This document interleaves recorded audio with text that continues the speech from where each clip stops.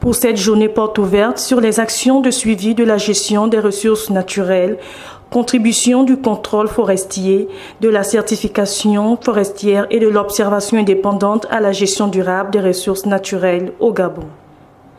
Le secrétaire exécutif de Brain Forest, Marc Onaï-Sangui, s'est apaisanti sur le rôle et l'engagement de l'observation indépendante des organisations de la société civile.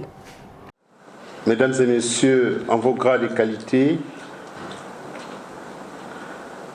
je voudrais, en ma qualité de responsable, secrétaire exécutif de Brain Forest, exprimer toute ma gratitude quant à la tenue de cette journée porte ouverte.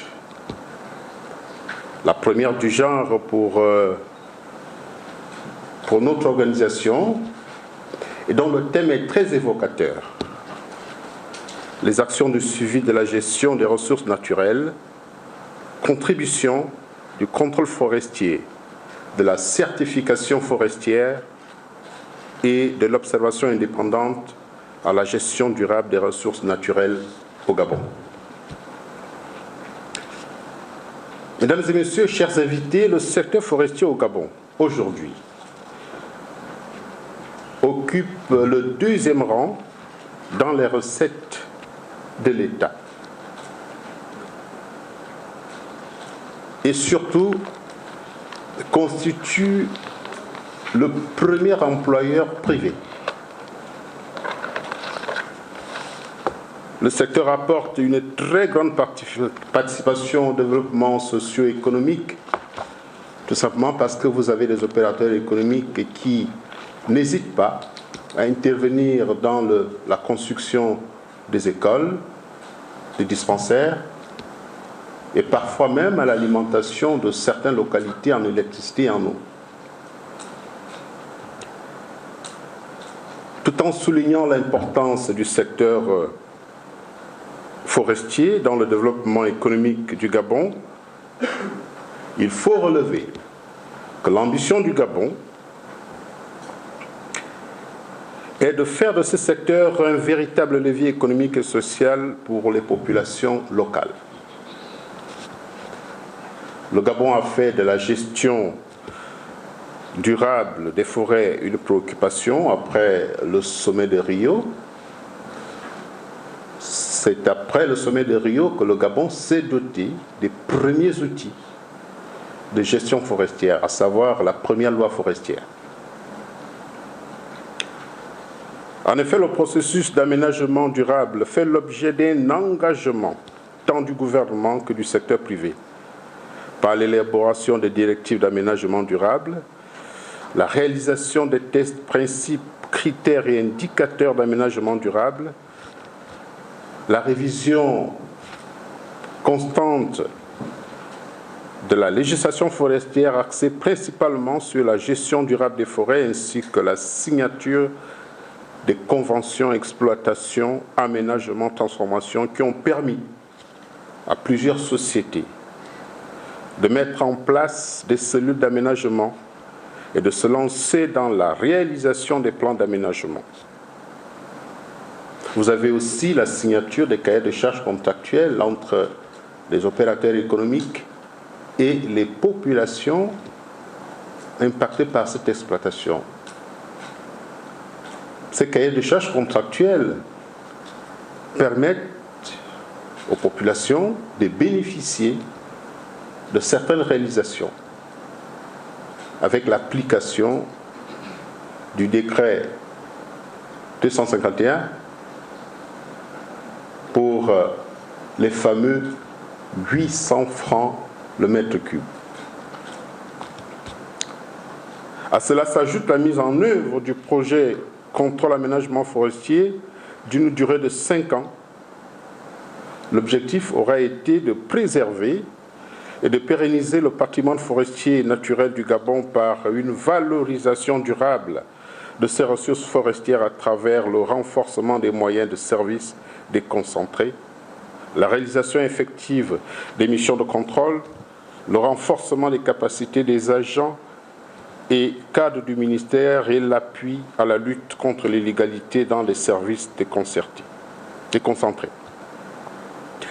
De même, depuis 2015, l'Agence gabonaise d'études et d'observation spatiale AGEOS, installée au cœur de la zone économique spéciale d'Uncork, a pour mission d'assurer la surveillance du territoire via des satellites avec un rayon de plus de 2800 km pour garantir une gestion durable de l'environnement, des ressources naturelles, de l'occupation des sols et des problématiques d'aménagement. Comme on peut le mentionner, les ambitions affichées par le Gabon sont claires à travers ses réalisations, c'est-à-dire être un modèle de développement durable conciliant le bien-être humain, l'équité sociale, la croissance durable et la conservation environnementale pour 2025. Et avoir toutes ces forêts certifiées d'ici 2022. Telle est la vision et l'ambition du pays. Pour la société civile, afin de contribuer à l'atteinte de cet objectif de gestion durable des forêts,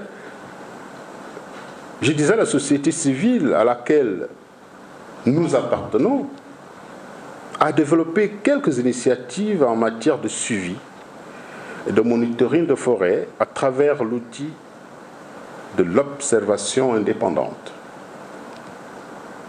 C'est cet outil qui nous réunit ici aujourd'hui. À cet effet, plusieurs missions d'observation indépendante ont été menées, aussi bien dans le secteur des grands investissements non forestiers que dans les concessions forestières, soit sur initiative propre des organisations de la société civile, soit à la demande des opérateurs économiques. Et Madame la chef de délégation de l'Union européenne l'a bien précisé, la collaboration entre toutes les parties prenantes, société civile, administration et privée, est une collaboration très importante. Très importante parce qu'elle permet d'harmoniser les informations. Elle permet à chacun d'avoir le même niveau d'information pour éviter des polémiques stériles qui ont toujours animé notre secteur. Il est évident que pour une mission de terrain, la société civile a deux options. Observation mandatée, c'est-à-dire accompagnée par des agents de l'administration, mais aussi l'observation indépendante. Les deux options sont sur la table pour la société civile. Ça veut tout simplement dire que le travail que nous faisons peut être accompagné par l'administration pour que nous ayons le même niveau, sachant très bien que l'objectif à atteindre est de lutter contre l'exploitation illégale du bois. Et ça a été précisé dans l'intervention de Aurélien tout à l'heure, le manque à gagner pour l'État, le manque à gagner pour les populations est considérable si on continue à maintenir l'exploitation illégale du secteur forestier. D'où l'engagement de la société civile de la sous-région, parce que l'ampleur, en termes d'exploitation illégale, l'ampleur est considérable. Le FLECT, dans lequel Brain Forest a été l'un des principaux acteurs, je parle sous le contrôle de Madame Niéré, le point focal FLECT au niveau du département de Géforêt qui est là. Cet outil nous a permis effectivement de faire des avancées considérables.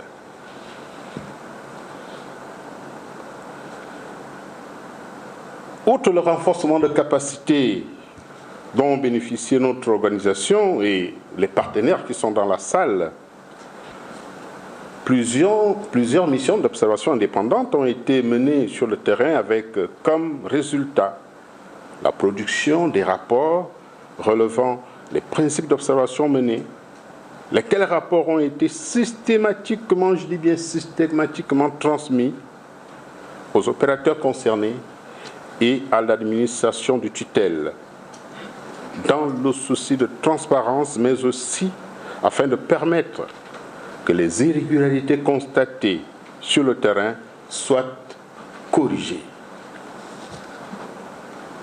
C'est-à-dire qu'au sein de Brain Forest, nos actions visent avant toute chose à accompagner l'administration. J'insiste là-dessus. Notre action vise à accompagner l'administration, et en particulier, et l'État en général, dans la mise en œuvre des politiques publiques et des lois en matière de gestion des forêts. L'engagement de tous les partenaires qui sont ici, venus de tous les pays, qui sont engagés dans le projet, l'engagement des organisations de la société civile nationale, ici dans la salle, vous avez Brain Forest, vous avez Mouissi Environnement, vous avez FENSED, vous avez toutes les organisations de la plateforme Gabon Mater Monde Droit qui sont ici représentées. Notre engagement vise tout simplement à faire en sorte que l'administration vienne à bout de l'exploitation illégale. Je vais vous citer quelques statistiques. Au cours d'un atelier organisé par le ministère des Eaux et Forêts, dans le cadre du débat sur la FSC, l'ancien directeur général des forêts ici avait donné un chiffre qui m'a fait sauter de ma chaise.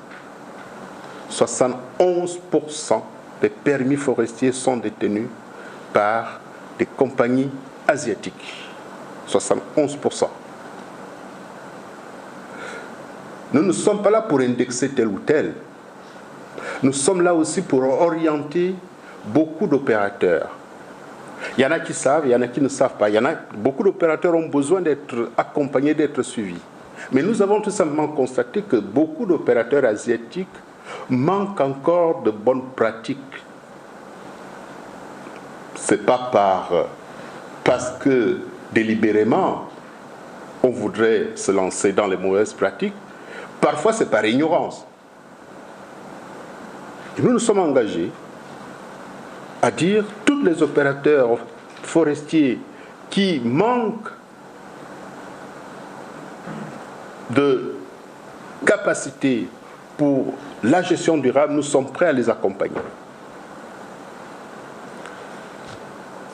Seulement nos actions sur le terrain, de même que celles des organisations partenaires, dans ce cadre, se heurtent parfois à plusieurs défis et difficultés. Contraintes logistiques et financières. C'est pour ça que nous interpellons nos bailleurs de fonds traditionnels afin que ceux-ci continuent à nous encourager, parce que nous sommes des organisations indépendantes, à nous encourager pour que ce travail se poursuive. Vous avez également la suspicion de la part des opérateurs économiques et vous avez la suspicion de la part de l'administration. Il y a des difficultés de collaboration, difficultés d'accès aux sites d'observation, difficultés d'accès à l'information, sans oublier tout type d'intimidation. Autant de difficultés que nous connaissons, mais qui ne nous empêchent pas, je dis bien qui ne nous empêchent pas de faire notre travail, et nous sommes convaincus de l'importance de l'observation indépendante pour la promotion de la gestion durable des forêts. Nous ne perdons pas non plus espoir qu'une véritable collaboration est possible entre les différents acteurs pour promouvoir et capitaliser l'usage de cet outil qui a fait ses preuves au Gabon et au-delà de nos frontières. Mais c'est pourquoi nous ne nous lasserons jamais d'entreprendre des démarches dans ce sens. La présente journée porte ouverte apparaît comme un cadre idoine permettant aux différents acteurs concernés par la gestion des ressources naturelles d'échanger sur les enjeux, les défis et surtout d'identifier les actions potentielles en synergie entre les acteurs du contrôle de la certification et l'observation indépendante.